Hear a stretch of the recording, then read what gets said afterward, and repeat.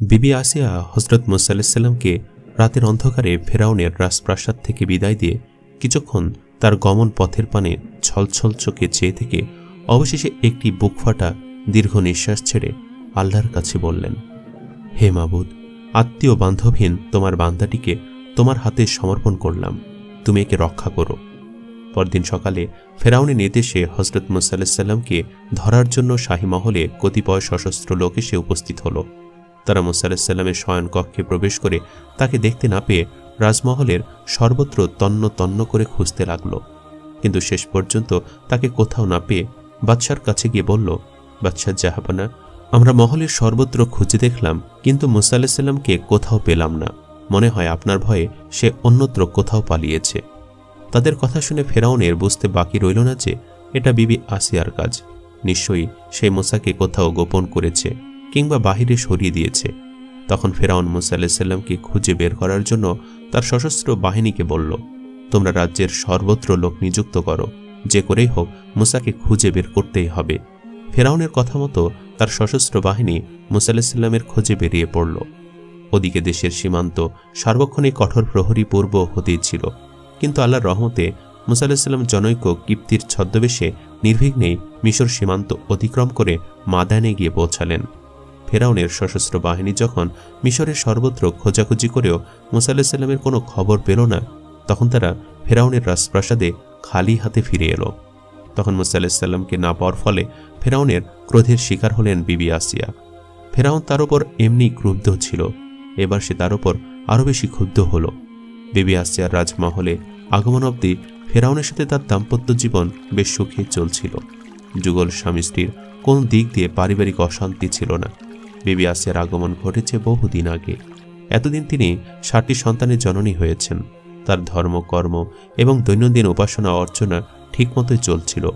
অবশ্য এ কাজগুলো তিনি গোপনে করতেন, কারণ তার স্বামী ধর্মকর্ম নিজে তো করতেনই না, এগুলো তার পত্নী করুক এটাও তিনি পছন্দ করতেন না। সুতরাং অযথা স্বামীর সাথে ঝগড়া না বাঁধিয়ে তিনি ব্যক্তিগত ধর্ম আচার এমন অবস্থায় সম্পন্ন করতেন যাতে তার স্বামী ফেরাউন এটা কোনোরূপে জানতে না পারে। অতঃপর একদিন রাত্রে ফেরাউন শুনল আসিয়া তার কক্ষে বসে তার প্রভুর কাছে মোনাজাত করে বলছে, হে দয়াময়, তুমি মূসা আলাইহিস সালামকে তার অভীষ্ট লক্ষ্য সাধনে সফল করে দিও এবং সর্বরকম বিপদ আপদ ও প্রতিবন্ধকতা হতে রক্ষা করো, আর আমার স্বামীর মিথ্যা দর্প চূর্ণ করে দেশের দুর্বল মানুষদেরকে তোমার সত্য সঠিক পথে ফিরে আনো। আসিয়ার এ গোপন মোনাজাত শুনে ফেরাউন আর ধৈর্য রাখতে পারল না। সে উগ্র মূর্তি ধারণ করে সে মুহূর্তে আসিয়ার গৃহে প্রবেশ করে ক্ষুব্ধ কণ্ঠে বলল, আসিয়া, এ শেষবার, একবার নয়, দুবার নয়, বারবার আমি তোমার অপরাধ ক্ষমা করছি। বারবার আমি সাবধান করছি, তুমি ওই নাম আর মুখে আনবে না, কিন্তু আমার কথায় তুমি ভ্রুক্ষেপ করছো না। আমার নির্দেশের কোনো মূল্যই তুমি দিচ্ছ না। তুমি আমার গৃহে অবস্থান করে আমার অন্নে পালিত হয়ে আমাকে এরূপ অপমান করার সাহস ও স্পর্ধা কার কাছ হতে লাভ করেছ? এবার আমি তা দেখব এবার তোমাকে আমার শাস্তি থেকে কে এসে রক্ষা করে। একে তোমাকেই নয়, তোমার সাথে আমার অবাধ্য সন্তানগুলোকেও অন্ধকার কারাগারে আবদ্ধ করে তিলে তিলে সাজা দিয়ে মারব। তখন বুঝবে ফেরাউনের নির্দেশ রক্ষা করার মূল্য কত অধিক। এভাবে গর্জন করে ফেরাউন বিবি আসিয়ার ঘর থেকে বের হয়ে গেল। পরদিন সকালে ফেরাউন তার কতিপয় অনুচরকে আদেশ করল, তোমরা আমার অবাধ্য বেগম এবং তার সন্তানগণকে বন্দী করে কারাগারের অন্ধকার প্রকোষ্ঠে রেখে দাও। ফেরাউনের এমন আদেশ শুনে তার অনুচরগণ সকলেই শিউরে উঠল।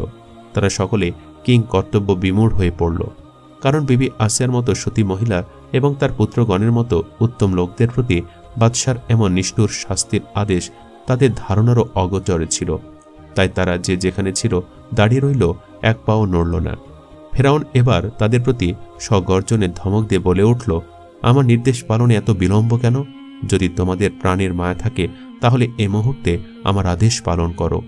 অনুচরবৃন্দ এবার বাধ্য হয়ে বিবি আসিয়া এবং ফেরাউনের 7টি পুত্রকে অন্ধকার কারাগৃহের সর্বনিকৃষ্ট কক্ষর মধ্যে বন্দী করে বাহিরে থেকে তালাবদ্ধ করে দিল।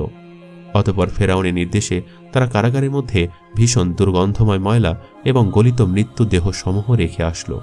তাছাড়া বন্দীগণের খাদ্য পানীয় বন্ধ করে দেওয়া হলো। ফলে ক্ষুধা তৃষ্ণার যন্ত্রণার সাথে অসহ্যকর দুর্গন্ধের জ্বালা মিলিত হয়ে বন্দীগণের প্রাণ ওষ্ঠাগত হল।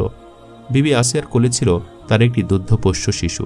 সে ক্ষুধার তৃষ্ণায় অস্থির হয়ে হাত পা আঁচড়াতে লাগল এবং অন্যান্য সকলে পেটে উগ্র দুর্গন্ধে উন্মত্ত প্রায় হয়ে বারবার বমি করতে আরম্ভ করল। বমির সাথে সাথে ভিতর হতে নাড়িভুড়িগুলো বের হয়ে আসার উপক্রম হল। এভাবে কঠোর সাজার মধ্য দিয়ে প্রায় 2 সপ্তাহ কেটে গেল। তারপর একদিন বাদশার মন্ত্রী হামান এসে বন্দিগণকে বাহিরে এনে বিবি আসিয়াকে বলল, বেগম, আপনি আমাদের পরম শ্রদ্ধা ও ভক্তির পাত্রী, যথেষ্ট বুদ্ধিমতী ও বিদুষী মহিলা। আপনাকে উপদেশ দিতে পারি তেমন যোগ্যতা আমার নেই, তবে আপনার এবং আপনার সন্তানগণের এই দুরবস্থায় ব্যাকুল হয়ে আপনার সমীপে আমি অনুরোধ জানাতে ছুটে এসেছি। তা এই যে আপনার স্বামী নিজেকে স্বয়ং খোদা দাবি করছে। রাজ্যের প্রজাবৃন্দ তার সে দাবি স্বীকার করে তার উপাসনাও করছে। এমত অবস্থায় আপনি তার বেগম হয়ে এবং এরা তার সন্তান হয়ে যদি তার সে দাবি অমান্য করে, তবে এটা অপেক্ষা তার পক্ষে অপমান এবং অশান্তির আর কি থাকতে পারে। অন্তত তার এ অপমান এবং মনের অশান্তি মোচন করতে আপনারা তার মনের বাসনা পূর্ণ করুন, তাকে খোদা বলে স্বীকার করুন। বিশেষত নারীর ধর্ম স্বামীর সন্তোষ বিধান করা। তা করতে গিয়ে কোনো কাজে যদি নিজের বিবেক অবাধ্যও হয়, আমি বলছি তবু তা করা উচিত। এমত ক্ষেত্রে ন্যায় অন্যায়ের সমস্ত দায়িত্ব স্বামীর ওপরই বর্তিয়ে থাকে। কেননা নবীগণ স্বামীর অনগত দাসীর তুল্য, তাদের নিজেদের কোনো স্বাধীনতা নেই। আপনি একবার ভেবে দেখুন, যদি তাই থাকত তবে আজ আপনার এরূপ দুর্ভোগ পোহাবার প্রয়োজন হতো না। আর সেজন্যই আমি আপনাকে পুনরায় বলছি, আপনি অযথা স্বেচ্ছায় এরূপ ভীষণ কষ্ট ভোগ না করে স্বামীর ইচ্ছা পূরণ করুন এবং পুনরায় সে সুখ নিকেতন অন্দর মহলে ফিরে যান। তখন মন্ত্রী হামানের এই অনুরোধের জবাবে আসিয়া বললেন, উজির হামান, তুমি এরূপ অনুরোধ আর কখনো আমার সম্মুখে উচ্চারণ করো না। তুমি জানো আমার প্রাণের জন্য এতটুকু মায়া নেই। তোমরা আমাকে ও আমার এ ধর্ম অনুরাগী পুত্রগণকে যত কঠোর শাস্তি দিতে পারো দিয়ে দাও। আমরা তোমার বাদশাহের অন্যায় দাবি ও পাপ বাসনাকে কিছুতেই মানব না। তুমি অযথা এখানে বিলম্ব না করে চলে যেতে পারো। এ কথা শুনে উজির হামান নিরাশ হয়ে সেখান থেকে চলে গেল। অতঃপর হামান ফেরাউনের কাছে গিয়ে বিবি আসিয়ার এ দৃঢ়তার কথা তাকে জানালো। ফেরাউন দেখল আসিয়ার স্পর্ধা এখনো কমেনি, সে এখনো সোজা হয়নি। এতে বাদশার মনের জেদ বৃদ্ধি হল। যেভাবেই হোক পত্নী ও পুত্রগণকে তার নিকট নতি স্বীকারে বাধ্য করতে সে আরো ভয়ঙ্কর হয়ে উঠল। তাই ফেরাউন তখনই তার কারাগারের প্রহরীগণকে রাজপ্রাসাদে ডাকল এবং তাদের আদেশ করল, তোমরা প্রতিদিনকে বন্দীগণকে দীর্ঘ সময় চাবুক দ্বারা প্রচণ্ড বেগে প্রহার করবে ও রাত্রে যাতে মেঝের ওপর শুতে না পারে সেজন্য তাদের দুহাতে রশি বেঁধে ছাদের শূন্যে ঝুলে রাখবে, যেন নিচে ভূমির সাথে স্পর্শ না করে। বাদশা ফেরাউনের এ নিষ্ঠুর আদেশ সঙ্গে সঙ্গে পালিত হল।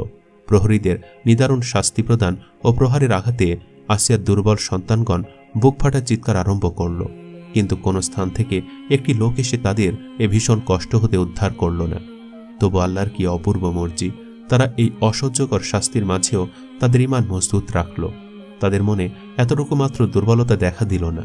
বিবি আসিয়াকে স্বামীর আদেশে কারাগারের মেঝের উপরে শুয়ে দিয়ে তার বুকের উপরে ভারী পাথর চাপিয়ে দেওয়া হলো, যার ফলে তার শ্বাস প্রশ্বাস প্রায় রুদ্ধ হয়ে আসত। কিন্তু এতেও তিনি কোনো কষ্ট বলেই বোধ করতেন না। তবে একদা আসিয়ার চোখের সামনে তার পুত্রগণ প্রহরীদের প্রহারের আঘাতে জর্জরিত হয়ে হাত পা আশ্রাতে লাগল। তা দেখে আসিয়া তার চোখের অশ্রু ধরে রাখতে পারলেন না। তা লক্ষ্য করে পুত্রগণ তাকে বলল, আম্মা, আপনার চোখে অশ্রু আসলো কেন? আসিয়া বললেন, বাবাগণ, তোমাদের এরূপ কষ্ট দেখে আমার হৃদয় সহ্য হচ্ছিল না, সেই জন্য আমার চোখে দুফোঁটা অশ্রু এসে পড়ল। মাতা আসিয়ার এমন কথা শুনে তার পুত্রগণ বলল, আম্মা, আমাদের কষ্ট যতই হোক না কেন তাতে কি আছে? আমরা নিশ্চিতরূপে বিশ্বাস করি এই সাময়িক কষ্ট কিছুই নয়। এতে আমাদের যদি প্রাণ নিঃশেষ হয় তা হোক, কিন্তু এ কষ্ট সহ্য করে যদি আমাদের ঈমান বাঁচাতে পারি তবে পরকালে দয়াময় প্রভুর কৃপা আমরা অবশ্যই লাভ করব। পুত্রদের এরূপ মনোবল এবং বিশ্বাস দেখে বিবি আসিয়া অত্যন্ত আনন্দিত হলেন এবং এবার তার চক্ষু হতে দুফোঁটা অশ্রু গড়িয়ে পড়ল।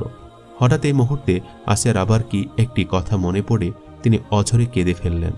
এটা দেখে তার পুত্রগণ বলল, আম্মা, আপনি আবার কাঁদলেন কেন? আসিয়া বললেন, বাবারা আমার, এ ক্রন্দনের কথা তোমাদের কি বলবো? আমি নিজের কষ্ট কিংবা তোমাদের প্রতি এ অকথ্য নির্যাতন দেখেও কাঁদছি না, কিন্তু আমার অন্তরে সদা সর্বদা যে ভীষণ দুঃখের আগুন জ্বলছে তাতে কখনো কখনো আমাকে এরূপ কাঁদিয়ে ফেলে। সে দুঃখ যে কি ভয়াবহ বললে তোমরাও তা বুঝতে পারবে। আমার সে দুঃখ এই যে তোমাদের পিতাকে আমি পাপ পথ হতে ফিরায় আনতে পারলাম না, মৃত্যুর পূর্বে তাকে সৎ পথের ওপরে দেখে যেতে পারলাম না। তোমাদের পিতার এই পাপ কাহিনী শুনে জগতের লোক অনন্তকাল ধরে তাকে ধিক্কার দিবে, আর পরকালে তাকে এই মহাপাপের বদলে চিরকাল ধরে জাহান্নামের আগুনে জ্বলে পুড়ে ভস্ম হতে হবে। এটা যে আমার কত বড় ব্যথা তা আমি তোমাদের বলে বোঝাতে পারবো না। জননীর কথা শ্রবণ করে পুত্রগণ বলল, আম্মা, এজন্য এরূপ দুঃখ করে কি লাভ হবে? জগতে এসে যে যেমন কাজ করবে পরকালে সে তেমন প্রতিফল ভোগ করবে।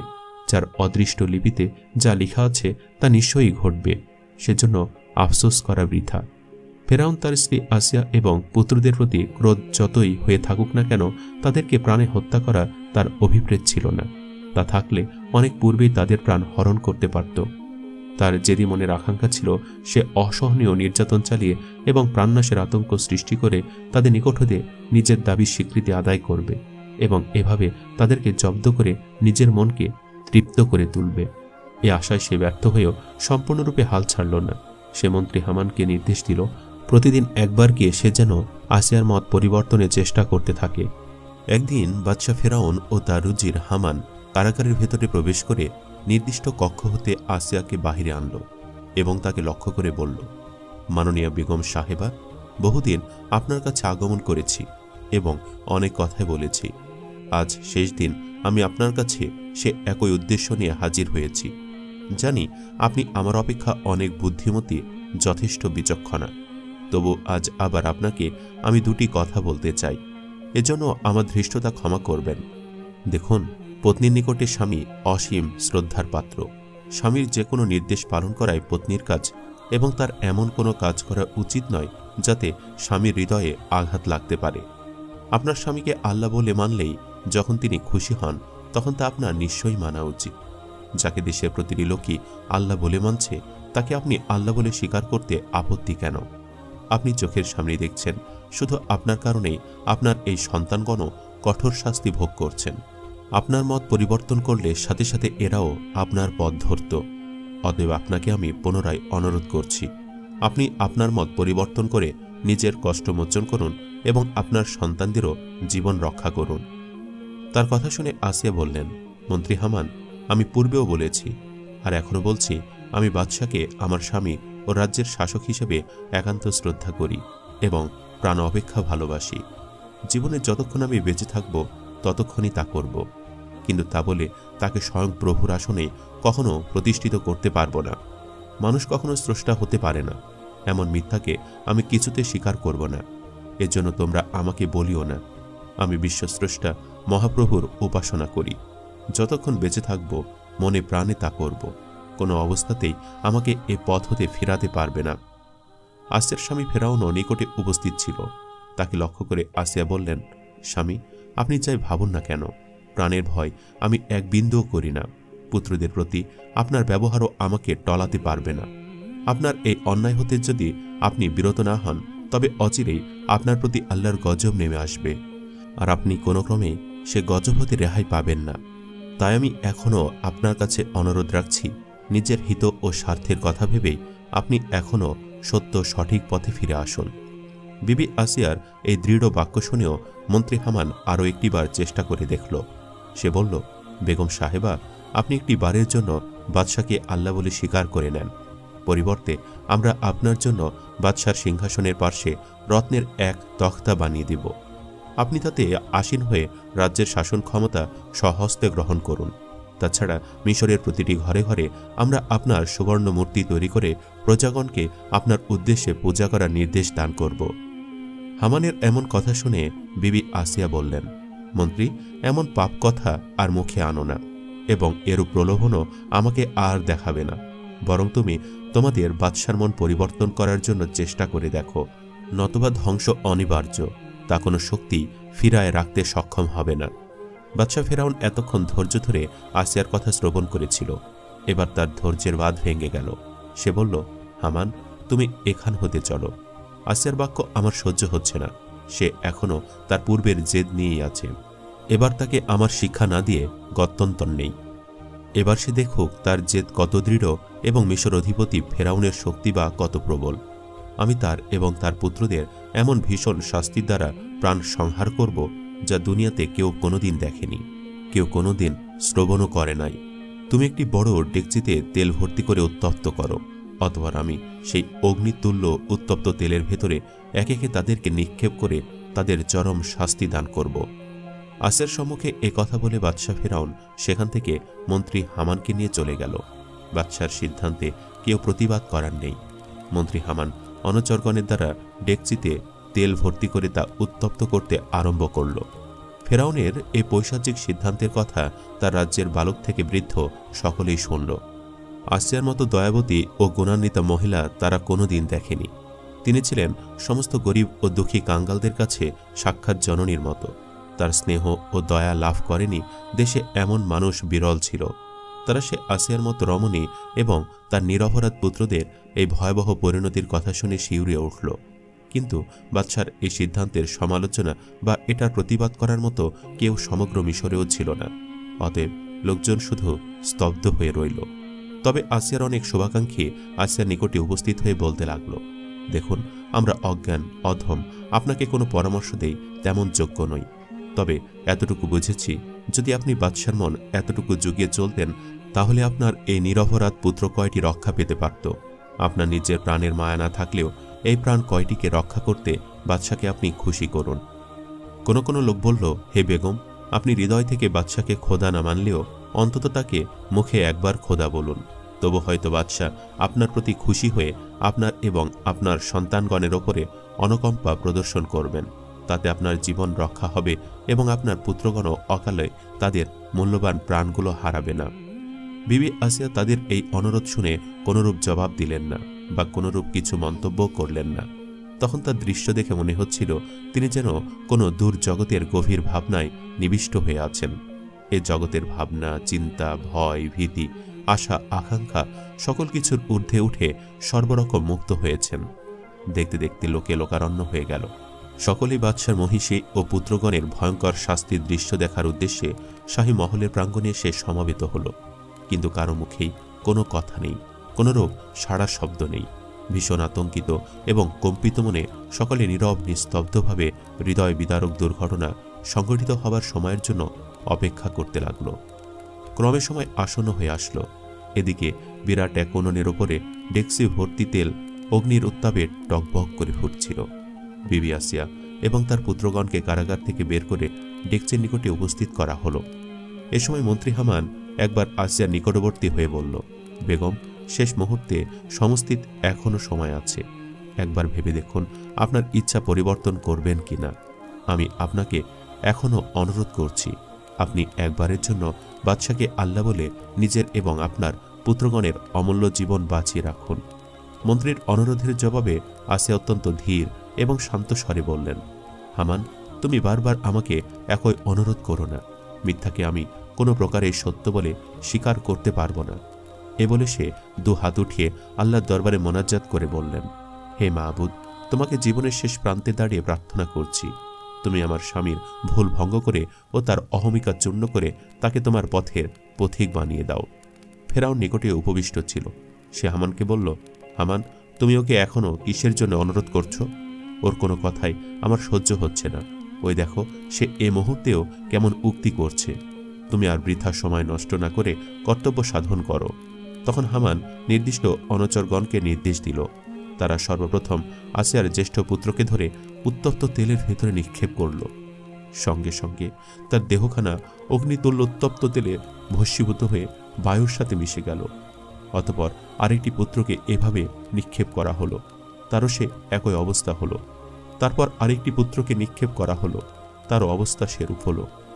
এভাবে একে একে আসিয়ার 6টি পুত্রকে উত্তপ্ত তেলের ভেতরে নিক্ষেপ করা হলো এবং তাদের দেহগুলি ভস্ম হয়ে ধোঁয়া আকারে বায়ুর সাথে উড়ে গেল। এ ভয়ঙ্কর দৃশ্য দেখে সমবেত লোকগণ হায় হায় করে উঠল। ভয় ও সন্ত্রাসে তাদের অন্তর থরথর করতে লাগলো, কিন্তু কারো মুখে কোনো কথা বের হলো না। এখন কেবল আসিয়ার সর্বকনিষ্ঠ পুত্রটি বাকি আছে। সে দুগ্ধপোষ্য শিশু। শিশুটি মায়ের কোলে বসেই ভ্রাতাগণের এ শেষ পরিণতি একদৃষ্টে তাকিয়ে দেখছিল। হামানের নির্দেশে জল্লাদ তাকে মায়ের কোল থেকে ছিনিয়ে আনতে গেল। শিশুটি তখন দু হাতে মাকে সবলে জড়িয়ে ধরল। জল্লাদ বহু টানাটানি করেও তাকে মায়ের কোল থেকে ছুটিয়ে আনতে পারল না। মা অবশ্য তাকে আল্লাহর নাম নিয়ে ছেড়ে দিয়েছিলেন, কিন্তু নির্দয় হস্তদয় সম্ভবত অবশ হয়ে গিয়েছিল, আর সেজন্যই সে মায়ের কোল হতে শিশুকে ছড়ায় নিতে সক্ষম হয়নি। তখন ফেরাউন উঠে আসিয়ার নিকটে গিয়ে শিশুর মুখের দিকে দৃষ্টি করে দুহাত পাতল। কচি অবধ শিশুটি হয়তো ভাবল তার মাতা তো তাকে ছেড়েই দিয়েছিল, কিন্তু তার পিতা তাকে কিছুতেই ওই নররূপী রাক্ষসদের হাতে সোপর্দ করবে না। এ ভরসায় শিশুটি পিতার কোলে ঝাঁপিয়ে পড়ল। হায়, সে অবশ শিশু কি তখন ভুলেও ভাবতে পারছিল যে তার পিতাই তাকে নিয়ে এই মুহূর্তে যে অভিনয় করবে তা মহাপাপী ইবলিসকেও হার মানিয়ে ছাড়বে। ইবলিস তা দেখে বিস্ময়ে বিমূঢ় হবে কিংবা লজ্জায় অধঃবদন হয়ে থাকবে। পাষাণ হৃদয় ফেরাউনের মনে নিজের কচি শিশুটির করুণ চাহনি দেখে এতটুকু মায়া হল না। সে পুত্রটিকে তার মায়ের কোল থেকে হাতে এনে সহস্তে তাকে উত্তপ্ত তেলের মধ্যে নিক্ষেপ করল। সমস্ত বাকরুদ্ধ উপস্থিত জনতা আবার হাই হাই করে উঠল। এবার তাদের সাথে মিশরের আকাশ বাতাস পশু পক্ষী তৃণলতাও ওই একই আওয়াজে শরিক হল। মুহূর্ত মধ্যে কচি ছেলেটির মাখনের মতো কোমল দেহটি উত্তপ্ত তেলে ভস্মীভূত হয়ে শূন্যে মিলে গেল। ঐশ্বর্যে প্রাচুর্য ও ক্ষমতার মোহে মদগর্ভিত ফেরাউন আজ এই যে মর্ম বিদারক ঘটনার অবতারণা করল, তা সমগ্র মানব যতদিন এ পৃথিবীতে স্থায়ী থাকবে ততদিনই শিহরিত মনে স্মরণ রাখবে এবং এই নিষ্ঠুর কলঙ্কিত কাহিনী নায়ক ফেরাউনকে ধিক্কার দিতে থাকবে। বিবি আসিয়ার সম্মুখে এ চরম নৃশংস ঘটনা সংঘটিত হল, কিন্তু তাতেও তিনি বিন্দুমাত্র বিচলিত হলেন না, বরং তার কলিজার টুকরা সন্তানদের প্রত্যেকে যে সত্যের উপর প্রতিষ্ঠিত থেকে আত্মোৎসর্গ করতে সমর্থ হল, এতে তিনি নিজেকে পরম তৃপ্ত এবং আনন্দিত বলে বোধ করতে লাগলেন। এই মুহূর্তে অস্পষ্ট স্বরে ওষ্ঠ নাড়িয়ে আসিয়া আল্লাহর দরবারে কৃতজ্ঞতা জ্ঞাপন করছিলেন। এই মুহূর্তে হামান তাকে একবার লক্ষ্য করে বলল, মাননীয়া বেগম সাহেবা, আমি বাদশার পক্ষ হতে আরেকবার আপনাকে অনুরোধ জানাচ্ছি, আপনি একবার অন্তত বাদশাকে খোদা বলে স্বীকার করুন। অনর্থক জেদ করা কিছুতেই ভালো না। দেখুন, এ যে অপ্রীতিকর ঘটনাগুলো ঘটাতে বাধ্য হলাম, এর কারণ তো কেবল আপনি। তবে যা ঘটার তা ঘটে গেছে, আরও কিছু না ঘটাতে হয় সেজন্য আপনাকে এ শেষ অনুরোধ, আপনি আপনার স্বামীর আশা আকাঙ্ক্ষা পূর্ণ করুন। আমরা সকলেই আপনার একান্ত হিতাকাঙ্ক্ষী বলে আপনাকে এই একই অনুরোধ করছি। আসিয়া এর জবাবে বললেন, হামান, তোমাকে এর জন্য ধন্যবাদ জানাই, কিন্তু তুমি যতই বলো না কেন আমার সে একই কথা, আমি সত্যকে বিসর্জন দিয়ে মিথ্যাকে কোনো প্রকারে স্বীকার করতে পারবো না। এই অনুরোধ তুমি আর একবারও আমাকে করো না, বরং আমি তোমাকে আমার শেষ অনুরোধ করছি, তুমি বাদশার প্রধান উজির হিসাবে তাকে সুপরামর্শ দাও, যেন তিনি আর বিলম্ব না করে পাপ বর্জন করেন এবং পূর্বকৃত পাপরাশির জন্য দয়াময় আল্লাহর সমীপে মার্জনা ভিক্ষা করেন। আসিয়ার এ শেষ বাক্যটি ফেরাউনের কানে পৌঁছানো মাত্রই সে গর্জিয়া উঠল। সে হামানকে বলল, হামান, তুমি রেখে দাও তোমার অনুরোধ উপরোধ। যে নিজের ধ্বংস ডেকে আনতে চায় তার কল্যাণ করা যায় না। এখনও তার স্পর্ধা এবং ধৃষ্টতার মাত্রা দেখছি কি, আমি আর সহ্য করব না। এই মুহূর্তে এর কঠোর প্রতিফল তাকে ভোগ করাবো। তাকে তার সন্তানদের মতো উত্তপ্ত তেলে নিক্ষেপ করব না, তাতে মুহূর্ত জীবন প্রদীপ নির্বাপিত হয়ে সে প্রাপ্য শাস্তি উত্তমরূপে ভোগ করবে না। তাকে আমি তিলে তিলে নিষ্পেষিত করে মৃত্যুর দিকে এগিয়ে দিব, যেন এরূপ জেদের প্রতিফল কি ভয়াবহ তা উত্তমরূপে উপলব্ধি করতে পারে। অতঃপর বাচ্চার হুকুমে একটি ভীষণ পেষণ যন্ত্র উপস্থিত করা হলো। তারপর নির্দয় জল্লাদের প্রতি নির্দেশ হলো, আসিয়াকে এ যন্ত্রের ভেতরে নিক্ষেপ করো। আদেশমাত্র মুহূর্তে তা প্রতিপালিত হবার সাথে সাথে পেষণ যন্ত্র প্রচণ্ডভাবে আসিয়ার সর্বদেহ খিচে ধরল এবং ধীরে ধীরে তার বেগ বৃদ্ধি পেতে লাগল। ফলে আসিয়ার সারা অঙ্গ প্রত্যঙ্গ কুকরিয়ে সংকুচিত হয়ে গেল। তীব্র যন্ত্রণায় মুখে দৃশ্য বিবর্ণ হয়ে গেল। ক্রমে ক্রমে তার শ্বাসযন্ত্রের ক্রিয়া স্থিমিত হয়ে আসলো। তখন তার আর শ্বাস প্রশ্বাস করার মতো শক্তি রইল না। শ্বাসরুদ্ধ হবার উপক্রম হলো। এ সময় দেখা গেল অতি অস্পষ্ট আওয়াজে ওষ্ঠ নাড়িয়ে তিনি কি যেন বলছেন। এটা দেখে ফেরাউন তার নিকটে এসে অবনত হয়ে শুনল, আসিয়া তার প্রাণ পাখিটি শূন্যে উড়ে যাবার ঠিক পূর্ব মুহূর্তেও বলছেন, হে করুণাময়, তুমি আমার প্রিয়তম অবুধ স্বামীকে সুমতি প্রদান করো, তার এই ভ্রান্ত মোহকে ভেঙে দিয়ে তাকে মুক্তির পথ প্রদর্শন করো। বলতে বলতে তার ওষ্ঠদ্বয়ের স্পন্দনটুকু স্তব্ধ হয়ে গেল। তো প্রিয় দর্শক, এ ছিল আমাদের আজকের এই ভিডিও। কেমন লাগলো কমেন্ট করে আমাদের অবশ্যই জানাবেন। আল্লাহ হাফেজ।